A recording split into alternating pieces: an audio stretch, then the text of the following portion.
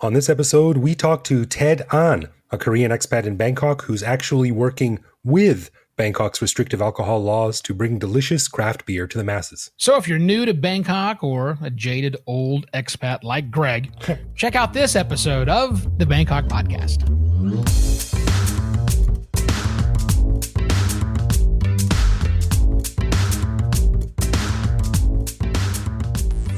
Sawadee krap, and welcome to the Bangkok Podcast. My name is Greg Jorgensen, a guy who stuffed himself in a metal tube in 2001 and got shot from Canada to Thailand, where I decided to hang out for a while. I'm not so sure that's how air travel really works, but nonetheless, I am Ivo Terra, an American expat living full-time in Bangkok since the beginning of 2016. Thanks for joining us here in the Big Mango. So, Ivo, last week we talked a little bit about how living abroad, specifically in Bangkok, changes you as a person. So today we thought we would flip the script a little bit and talk a little bit instead about how expats are changing Bangkok. Yeah, but not the way you think. It's pretty clear how Western culture has changed Bangkok, obviously. But instead of talking about what we're doing to Bangkok, we're going to focus this episode on Asian influences of Bangkok. Right. Now, when you say that, everyone assumes that the non-Thai Asian influences in Bangkok are the ones that are most visible, like Chinatown or the Japanese-heavy culture that's sprung up in Thonglor and on associated soys down in that area of Bangkok. But instead of all that, we're going to talk about Korean influence. And, well, one particular Korean. Yeah, and at the risk of overplaying this bit we've built up, not the way you think. I sat down for a conversation with my friend Ted An. He is a Korean expat and a local Bangkok businessman. Ted's interest isn't making Bangkok more Korean.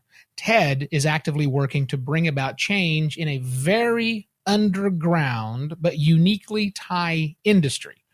Now, perhaps I'm being too cagey with all of this because we're talking about local Thai craft beer. So obviously I'm interested. It's one of your favorite topics. So how is an ex-power plant manager from Korea influencing something as local, and don't forget illegal, as brewing craft beer in Thailand? Let's ask Ted.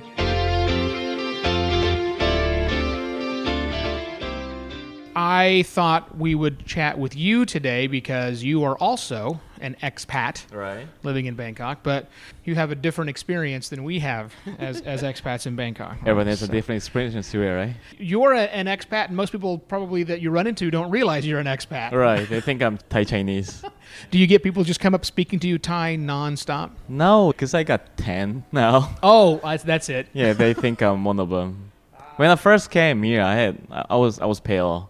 Yeah, Korea, we don't get much sun there.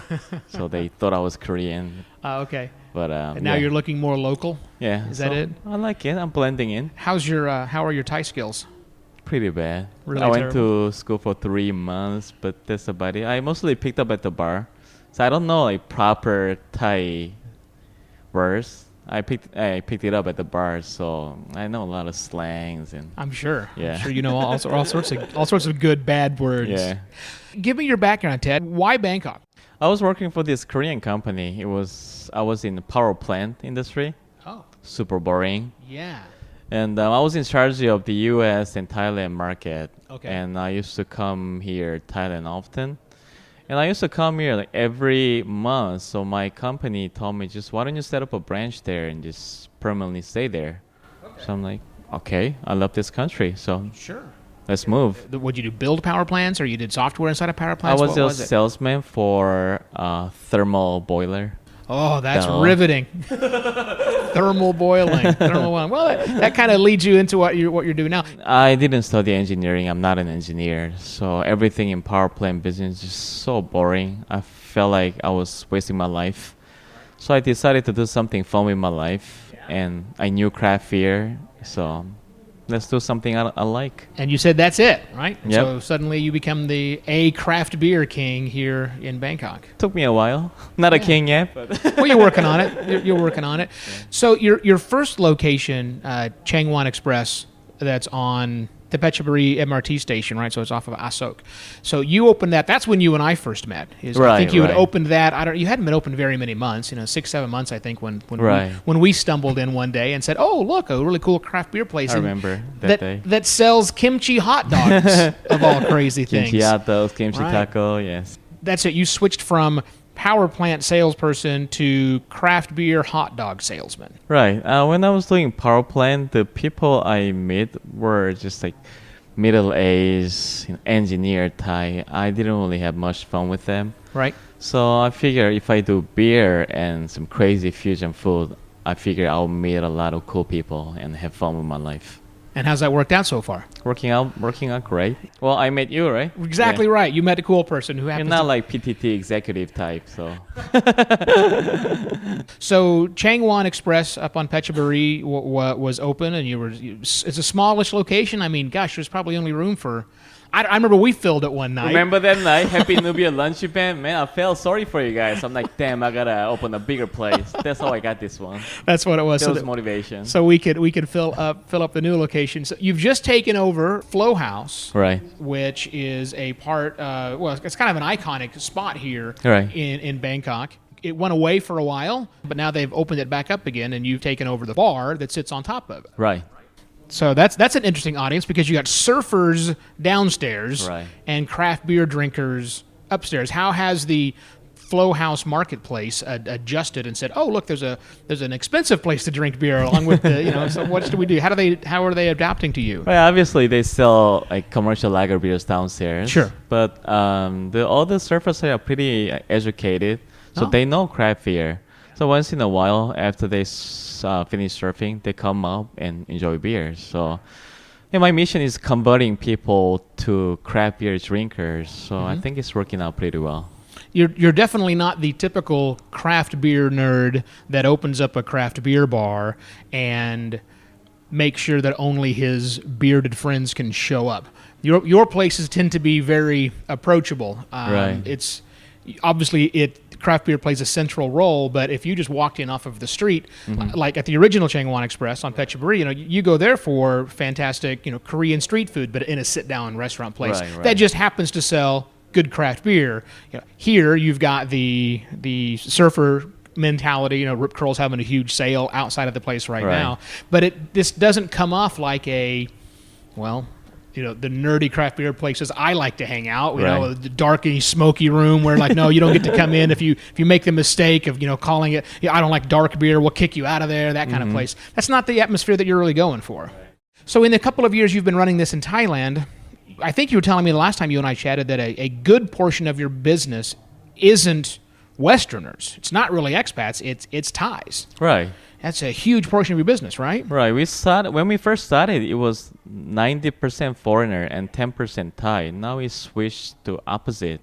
We get 10% foreigners and 90% Thai. Really? Right. So it's really surprising to see that the market here is really growing.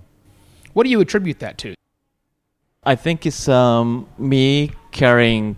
We're supporting Thai craft beer a lot, right? I think that's the reason why we're bringing so many Thai crowds in here. They want to support the local brewers. And most craft beers in Thailand, at least up until you and I ran into each other a year or so ago, was very much it's been imported from America, it's been imported from Copenhagen or some other area, and the bar is designed to be a place where you would go to get American or Copenhagen or European food, whatever, but you've kind of taken a twist on that because you're saying, no, let's make it about Thai people as much as it's about anybody, right? It's not really, I mean, what's the nationality of Changwon Express at Flow House?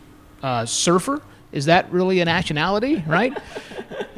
It's quite different. I think we're having Asian food, like Korean food at the first place, right? So that's bringing a lot of Thai girls. Thai girls are really into Korean culture, the drama and food. Oh. So when we first opened up, we only had 3 taps, and I started as a restaurant. So we brought a lot of Thai girls in. I think the food that we have also brings Thai people in. So you brought the Thai girls in, right? Is that what you were saying? Because of the Korean culture that they're into. They're into it. And not to be sexist, but that's attracting the Thai guys to come right along behind that. They right? have to, right? Right. That's a pretty common theme that goes. What about the Korean population? Is there what are Korean expats We don't really like? get Korean customers here. I don't think Koreans know about good beers yet. It's not a beer country, Korea. They drink hard liquor. They love soju and all the hard stuff. Beer is too light for them. They put soju in the beer, and that's how they drink it. Oh. So yeah, it's not a big beer country. So where did you get the love of craft beer from? If you're Korean, I lived in Brooklyn before when I was going to school, and Right. and I live right next to Brooklyn Brewery. Oh well. Yeah, I live in Williamsburg. Okay. Trying to be hipster back then, but yeah, it's too painful there. Yeah, it's a place to be a hipster. That's professional level hipster when, Right. when you're in Brooklyn. There's no doubt about it. Drinking at their brewery was just so cheap. I was a student, but I could still afford it. A couple of bucks for a pint of their IPA. Oh, okay. That's how I got into it. Yeah, that's not bad. And Brooklyn Brewing, for the listener that doesn't know, it's an American craft brewery that's been around for I don't know how many years. A very, Forever. very, very long Yeah. time. Yeah, it was around before craft beer was a thing. Right. And I don't want to disparage them. I don't mean this in a derogatory term, but they're not a high end craft beer producer. They're more They're not of a- hardcore. Yeah, yeah. They make lighter beer, and they were telling me beer should be light, so people should be able to drink 5 glasses in one sitting. So they don't want to make their beer too strong. Okay. Yeah. I can drink 5 double IPAs in one sitting, no problem. Oh, you're not normal. That is true. You're weird. I am not the normal craft beer drinker. So your exposure to craft beer happened when you were in Brooklyn. Right.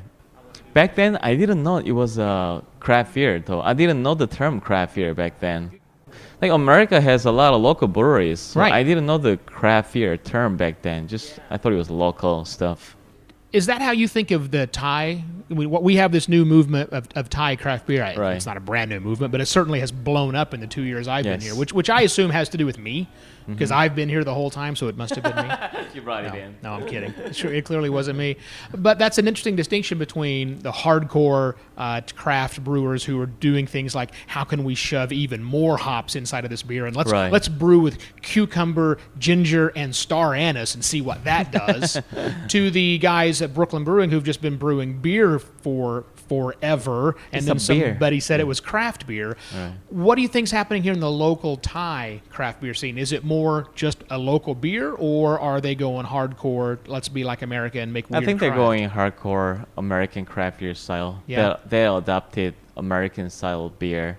And most of the Thai craft beer you taste here, all overhopped. Yeah. Even the red ale is supposed to be malty, but it's very hoppy rather. Yeah.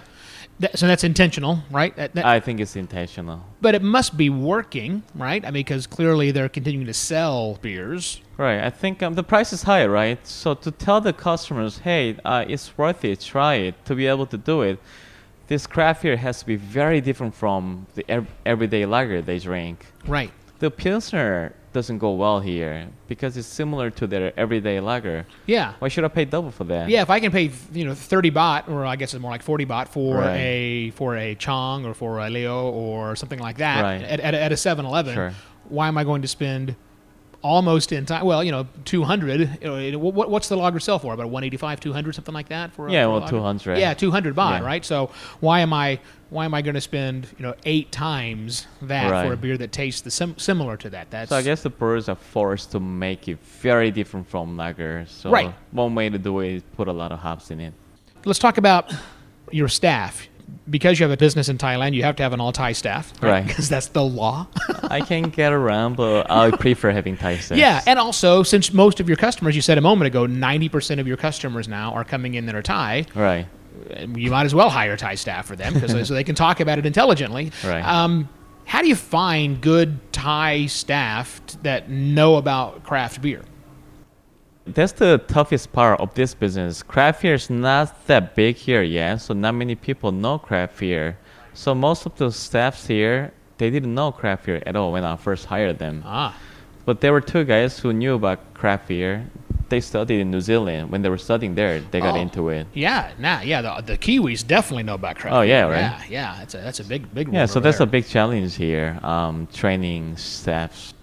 And probably not just training staff for the craft beer instance, but just how to pour a beer, because craft Right. beer pours very different than Right. Chong or Leo, which is pretty much never going to overhead, unless you pour it from 2 meters away, then it'll do that. But Right. these craft beer, I see your staff, working the little tap system in here, and they're persnickety, depending on the charge of the keg and depending on other factors. Sometimes you maybe take 10 minutes to get a beer poured because it foams so Foamy, much. right. Yeah. Yeah. Talk to me about your tap system. Did you build that or did you buy that? I design how it's gonna work, but I hire a mechanic to build this for me. I'm not very good with machines. But you had it built custom then. You designed it. Oh yeah, I had it built custom to fit this area. And the faucet, the taps, I brought it from Korea. Oh, imported that in, right? So I carried them in. shh, didn't say that. Beep. I'll bleep that out. If you look at my faucet, it has 2 rolls, right? Yeah? Most taps have just 1 roll. Why? What's the difference? Mine is separated, one for beer, one for foam. But most of the taps just have 1 outlet, right? Oh. So the one that brings the foam, what does it do? Just shoot some CO2 across the top of it so that it makes it foamy? Or Yeah, velocity inside put air in it. so you're basically building the foam. It gives you a thicker foam. The foam lasts longer. Oh. Yeah, I went to Korea a couple of months ago, and they were all using it. So I asked them why, and they told me it gives you less foam, and when you get foam, it's thicker. Wow. So all the Korean breweries are switching to this 2-roll system. This is the guy who said a moment ago he's not an engineer working in a power plant, but yet he just engineered his own Right. tap system. I think so. actually some of the stuff I learned back in the construction business, it helps me run the draft beer system because we deal with pressure every day. Yeah. How long from the time you took possession of this building till you opened up again? How long was it down? Our actual opening, we opened, soft opening was September 8th. But I spent 2 months building this place, so around July. So just a 2-month build. Yes. That was pretty quick. Because there was a bar here before. Yeah, Chang Surf Bar. It was a bar run by Chang Beer. Yeah, right. Well, thanks to them for the first time. Yeah. They left almost everything here. Oh, that's good. Yeah, so all I did was came in, put my system, decorated a little. Right. And we're good to go. Yeah, so that's helpful if you can just Right. come in and kind of hit the ground running on Yeah. that, right? So how's the Changwon Express back over on Phetchaburi doing? Because I see you here more than I see you there. Is this Right. That first branch, it's been around 2 years. Yeah. So the staffs are settled. They know what to do. They don't really need me anymore. And those customers are mostly Thais. So it's better to have a Thai bartender talking with them Right. than me staying there speaking broken Thai. Yeah, and as you said, the Korean people aren't clamoring to your door just yet. Right. Is there a Korean expat community? Yeah, here there's in Bangkok? around like 30,000 Koreans Wow. in Thailand. That's a big number. Right. But yeah, most people are dispatched by their big-ass Korean companies. They're over 40, 50. Mm-hmm, They don't know craft beer industry yet. There's not a group of young Koreans that are going around doing bar crawls and various things like not that. Not many. Just you. Right. I think I'm the only Korean in Thailand who's in craft beer industry. No kidding. I don't see any Japanese guy either. The only Asian guys in this industry are Singaporean guys from BOB and me, Korean. Yeah.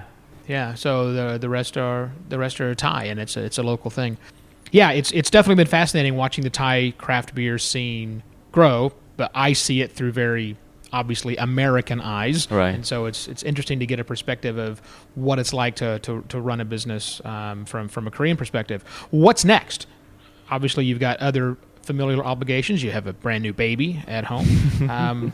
But do you see more Changwons opening up? Or are you too busy as it is? What do you want to do with your life? When this second bar settles down, I'm planning to open more bars. Just because I can open a brew pub here. Yeah. You know the rules of brew pub, right? Talk to me about I know there are rules of brew pubs, but I don't know that I fully understand them. Okay, so you can build a brew pub. You are not allowed to sell outside of your premise. Right. You can only sell at the spot. Yep. But if you have branches of that brew pub, which means that brew pub company shares the share with other bars, Ah. you can sell it to those bars. So if you own the bar and it is your branch of that same Right. thing, then you can distribute. You can do your own little micro distribution company, Right. if you will, but only to those locations. So if I have around 5 bars in Bangkok, I can actually set up one brew pub. I can finish all the beers in my bars in Bangkok. So I That's come interesting. closer to my goal, making beer here. Right. Right. That's what you ultimately want to do. Is Right. make I beer mean, this here. craft beer spirit, right? Something small, something local. Right. Right. Which we can't do Right. because of the draconian The laws big boys. Yeah. that exist. What's the number of liters that you have to brew every year to get the license? Which I don't nobody remember does? because it's too big. It's a number that's just Yeah. no one could actually. If it's fit. within my range, I'll remember, but it's out of my range. Yeah, it is nowhere near what level it would be. But could you do contract brewing? Would you be allowed to do Yes, that? then if this bar has share in my brew pub company, they are able to take my beer or they can brew their own beer and bring it back, right? Interesting. Yeah. So that's not necessarily a way around Mm-hmm. the challenge, because you still couldn't go to a Villa Market or even a Bottles of Beer and buy Right. but you certainly could go to various pubs that want to We open can at sell other kegs, bars. not So- the packaged beers. Oh, you sell kegs with that way. Only so, okay, kegs. Yeah. Bottle can I can't do No, it. that would be a no-no. Right. You're contract brewing your own beer, your Asok Pale, and you've got a stout, Chao Phraya stout. Chao Phraya stout, Yes. and then you have an orange too. What's the orange one that you have? It was a collaboration beer with 4 Thai brands. Ah, okay. Yeah. It Right, was you guys- one-time beer. That was a one-time shot, right? So Yeah. right now, is it just the two? You've got the Asok and Chao Phraya. Asok and Chao Phraya are the two that you've brewed here. They're Thai beers. They're from you. You made these beers, but they're not brewed here. They have to be It's brewed brewed in Korea. somewhere else. Korea. Yes. You went back home Right. to have the brewing of that done. Yes. Talk about that process. They brew there, and then what? You just buy a container and put a whole bunch of bottles, or I guess cans in your case, because they're canned beer, Yes. in a big shipping container and bring it to Thailand. Right. The process we give them, or we give the brewery recipe. When we go over and talk about it, we adjust it a little because depending on the facilities, we need to make some adjustment. Mm-hmm. And we'll make test batch, small batch, and we'll fly again, go taste it. If it's alright, we brew the big batch there. And when it's done, I import it from Korea to here. Do you import it already packaged? Do they do all of the work? They do the packaging. They package everything Yeah. up, stick it in the cans. They and- ship it out. I pick it up here. It's not a fun process, and it's costly too. When people think, for the craft brew nerds listening to this, when you're brewing your beer, when you say let's go taste it, you just go taste it. Right. You have to book a flight I and fly a few thousand miles, for a Yeah. 8-hour flight to get to. mean, thank God it's Korea. It's my home. So That's- I yeah, guess that's the once good in a while I news. want to go. But imagine I brewed in Europe or LA. No. Ooh. No, it just wouldn't be that good, right? So any Thai beer that you buy in Thailand that's not breaking the law. Any Thai you buy in a bottle or a can that's got the little ribbon across the top of the sticker, that was brewed here originally, kind of illegally, and now it's brewed somewhere Outside else. of this country. Everybody has to go through the same pain in the ass process, whether they're Right. flying to Singapore, flying to Australia, flying to Cambodia, Which is flying not to Korea. fun at all. No, that's definitely a limiting factor. But And one challenge is when your beer has a lot of local ingredients, you Yeah. can't find it in Korea or Taiwan. yeah, you have to import it into Korea. Right, we wanted to make some lemongrass beer, but Korea has no lemongrass. Oh, it so- doesn't? Right, Oh. so those beers you have to give up. Or go to Cambodia, I guess, Right. or some other country that has those. But Similar ingredients. but it's not going to be local, right? It's just going to be, because they're different, Right. probably different varietals, so that would taste a little different. So now all these Thai brands brand themselves as Thai craft beer. Yeah. I do it too, but it's a tricky, yeah. Yeah, because Yeah. we want to be legal, we want to be compliant with the Right. rules. Well, actually, we don't want to be, but we have to be because we don't want to get in trouble. So Right. so we do that. Like you say, it's happening really fast. Last year, did we have any legal Thai craft beer? We had about a couple, one or two, but now we have more than 20, I No guess. kidding. Yeah. And there's probably 3 last year I can think of, right? So we have Right. it is almost tenfold the number. Right, and there's plenty of craft beer festival. Next month, Chiang Mai Craft Beer Festival happening. So I see, I'm witnessing the scenes growing really fast. Right. So that's what I'm excited about. Hopefully, I can contribute to this movement. well, you clearly are contributing to the movement. You are here, you're doing it, and you've got a cool spot that everybody wants to come. We have 30 taps, and we dedicate 20 taps to Thai craft beer only. Wow. I mean, this is our own way to push the government, put the pressure on them. Right, to show them that clearly... Market's ready. Yeah. You gotta change it. Imagine what would happen if you relax those regulations and let other places do these sorts of things. Right. Yeah, dude, that's a fair amount of revenue they could be looking at getting. And yeah, no brainer, but for some reason they don't do it. No brainer for us. But, it's easy to say on the outside looking in, and it's very difficult from the inside to see how things are going to change. And I am not the one, and you are not the one to fight the Thai laws. We got to get the Thais to go in. Thais don't fight it either. Invite it. Well, maybe now that they look at it, in a few more years, enough people are looking at this and saying, there are 20 places that are doing it right now. I'm sick of paying import prices for local craft beer. Sure. Can I spend 150 baht on a beer if you reduce these silly import taxes? So maybe there'll be something happening before long. Or Korea is a very good example. What are they doing? Korea had the same law as Thailand 3 years back. Huh? Like you couldn't brew in Korea. Korea changed 3 years ago. Now they have 50 microbreweries in Korea. It's really booming. That's amazing, because after 3 years of getting rid of the law, 50 pop up. Right. Real breweries, not just dudes in their back room brewing things that call themselves a brewery. Yeah. And the government's happy with that. More tax revenues there. Right. Now they're trying to decrease the tax rate on microbrewery so they can have more microbreweries and so bigger tax revenue for them.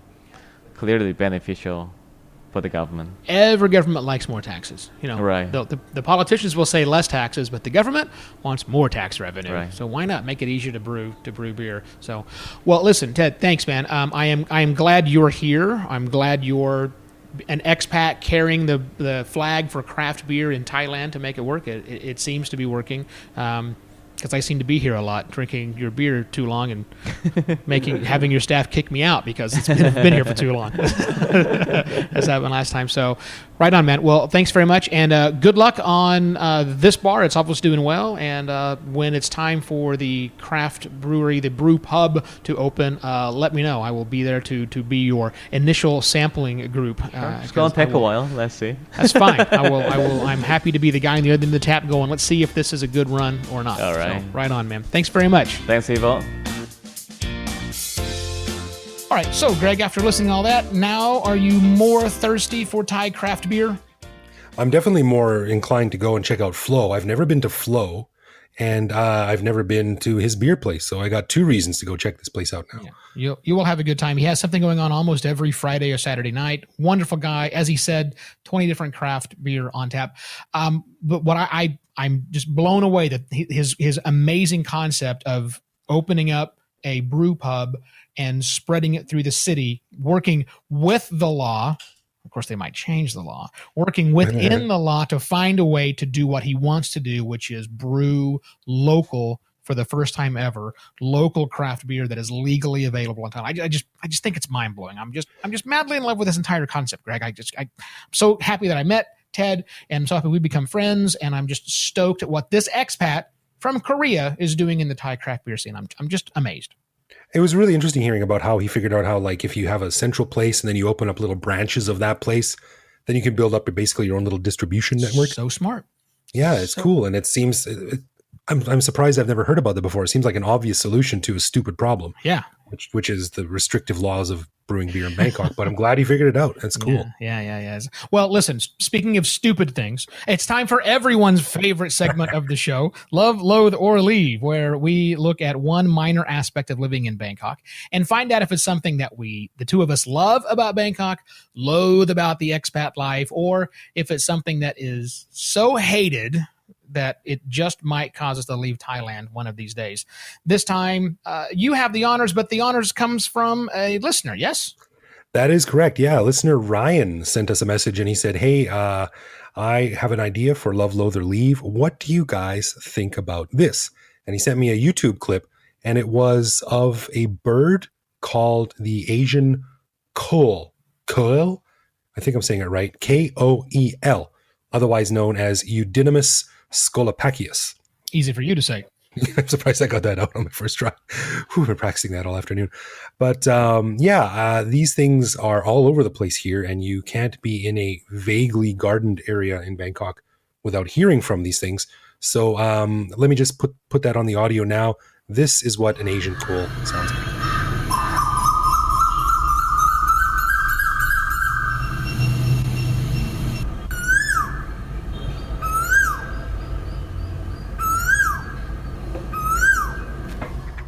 Yeah, okay. That bird. You can't say that. Well, that's why I put the bleep in. Listen, where's my shotgun? I think I left my shotgun in America, but if I had a shotgun or a BB gun or a rocket launcher, if there's one bird that deserves to be blown up, it's that one. Because that noise you just heard, for the first 8 months I lived in Bangkok, one of those little bastards occupied outside of my window on Newt, Soy 52, every morning. The thing is... You know, in the bonus episode that we recorded before this episode we're recording now, you mentioned about removing a pickpocket's fingers. Now you're talking about blowing up a bird with a rocket launcher. I think you need some anger therapy or something. I'm not happy today. What do you think about this bird? I clearly loathe the bastard. You know what? I love it. I think they're nice. Now, I don't enjoy when I can hear them at 6 a.m. I'm like, ugh. Granted, one's not right outside my window. I can hear him down the soy a ways, and if I wake up, I can hear him. But I think it's a nice sound, and it reminds me that I'm in the tropics. We don't have those in Canada or America, I'm assuming. No, we certainly don't have those in North America. We have nothing that annoying. My friend Alan, who we interviewed early on in the second season of the show, he calls these birds coming birds because he says if you're doing your job right, they sound Oh, like I see. They're reaching climax. Wow. But I love them. I think they're nice. They're a bit too loud, but they, like I said, they remind me that I'm in a tropical country, which is great. They remind me that I don't have my shotgun. That's really what they remind me about. Anyhow, before we wrap these things up, I want to remind our fine listeners out there that we are having the big I Love Podcasting in Bangkok meetup coming up on November the 29th at Smalls in Suan Plu, just off of Sathon Road. Easy to get to from BTS access and a little bit of a cab from Chongnonsi to get there. But it's a great place. If you've not been to Smalls, if you've not been to Suan Plu in Bangkok, you're missing one of the cool old spots. Greg's old haunt. You used to live in that area, didn't you? I never used to live in that area, but I used to go down there before it was even remotely as cool as it is now. Yeah, it's really, really cool spot. Smalls has been around for a long time. A friend of Greg runs the place. We have the entire third floor set up for us, our fans, as well as the other podcasters that we know of in Bangkok and their fans and listeners. So it's a good time to just come out, meet people, have a few beers, or sit and drink a soda water if you want to. I don't care. I don't judge. We will not have that terrible bird making any noise. I promise. We'll ran him off completely. But yes, please come out and RSVP for the meetup. Go to our Facebook page and RSVP so we have a good head count of who's coming. Hopefully we'll see you on November 29th at Smalls at 7 p.m.-ish. Looking forward to it. So if this episode wasn't enough for you, don't forget that you can always support the show as a patron to get early access to each episode, cool swag, and bonus episodes, like the one we recorded just before the show where we talked about Evo's attempt trying to get a special tax reduction form and my friend's experiences getting pickpocketed on the BTS. Happy stories they were. So just head to patreon.com/Bangkok podcast and throw your hat in the ring. A huge thank you to everyone who helps us out. And thanks to you for listening to the Bangkok podcast. If you have something on your mind or you just want to drop us a line to say hello, please leave a comment on bangkokpodcast.com, our new shiny website, which just went live last week. Or you can reach out directly to me on Twitter, where I am BKK Greg. You can also send us messages on the Facebook, the Twitters, the Line. We're Bangkok Podcast anywhere you happen to be looking for us. We're great at responding to the comments you leave for us, the nice things you say about us. We like the retweetings and all those things. Please continue to do all of those things. For Greg Jorgensen, I am Evo Terra. We'll be back here next week to share more stories of our lives in the City of Angels, right here on the Bangkok Podcast. Chok di krap.